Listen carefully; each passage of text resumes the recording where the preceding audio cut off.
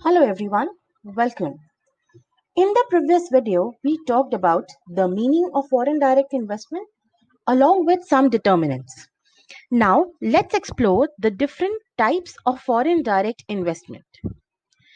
So, beginning with, the types of FDI can be categorized on different bases. The very first basis on which we can classify the kind of FDI is on the basis of direction of investment. Second, the FDI can be categorized on basis of the target. Third, FDI can be categorized on basis of the motive behind making an investment. Talking about the very first type of FDI, that is when it is made on the basis of direction of investment, it can be categorized in two different kinds. First being inward FDI, second being outward FDI. Then the types of FDI on basis of the target of investment. The very first type is investment, that is the greenfield investments to be precise. Second is mergers and acquisitions. Third, horizontal FDI. Fourth, vertical FDI. The third basis for categorizing the type of FDI is on basis of motive, and it is further of four types. First, resource seeking. Second, market seeking. Third, efficiency seeking. And fourth, strategic asset seeking. We'll discuss all of them one by one, beginning with the types of FDI on basis of direction. First of all, inward FDI and outward FDI. Now, as per IMF, that is International Monetary Fund and Organization for Economic and Cooperation Development, inward FDI has been defined as the foreign direct investment, that is, the investment by a foreign firm establishing a facility within a domestic country. For example, a company which is based in California, if it sets up one of its manufacturing unit in India, then for India it will be considered as an inward FDI. Similarly, talking about outward FDI, outward FDI is the investment located within the domestic country that is acquired by a foreign owner. For example, a facility established in India, or specifically in Mumbai, and it is being acquired by a company which is from Singapore. So that will be a kind of outward FDI. So even though inward FDI and outward FDI, they are contradictory to each other, but their end result is the means is similar, which means the means is ultimately foreign direct investment. To be more precise, speaking about inward FDI is a peculiar form of inbound investment where foreign capital is invested in local resources. And talking about that, how the inward FDI is encouraged, it is encouraged if some subsidies are provided or some tax breaks are given, if the interest rates are lower, and if there is lifting of certain restrictions. So inward FDI will be encouraged. And how the inward FDI is restricted, talking about that, it is restricted by some ownership restraints or limits.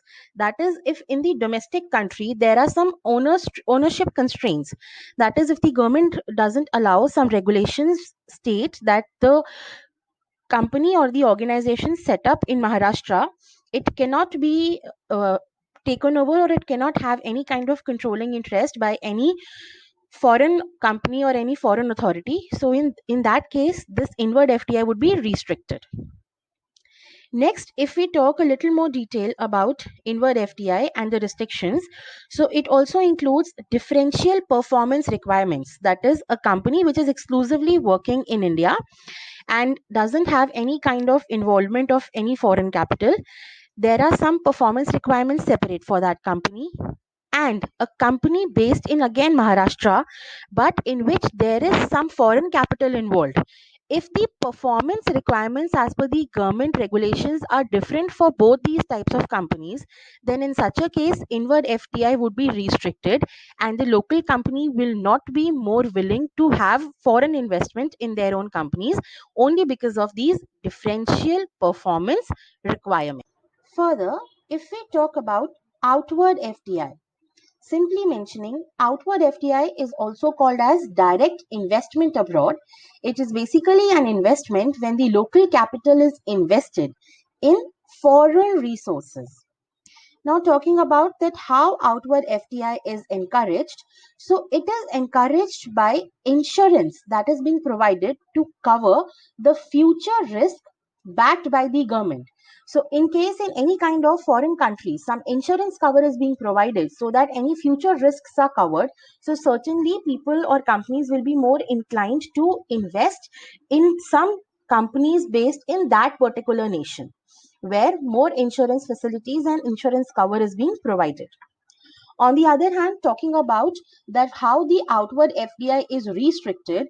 So the prime way of restricting outward FDI is by providing some subsidies for local business.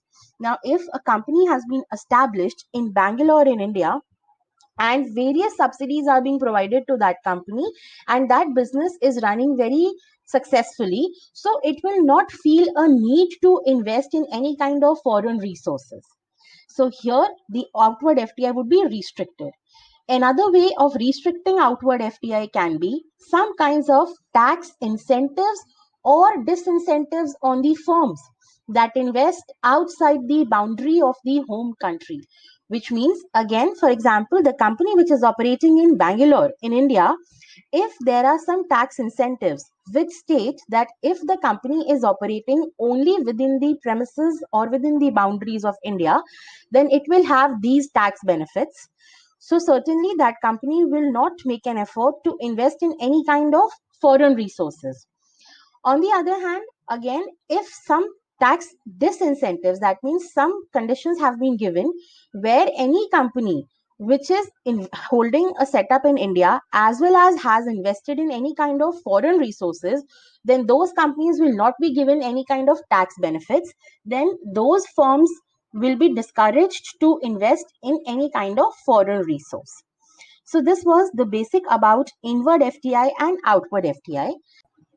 Further, we will talk about different types of FDIs in next upcoming videos. Till then, stay tuned everyone, and thank you.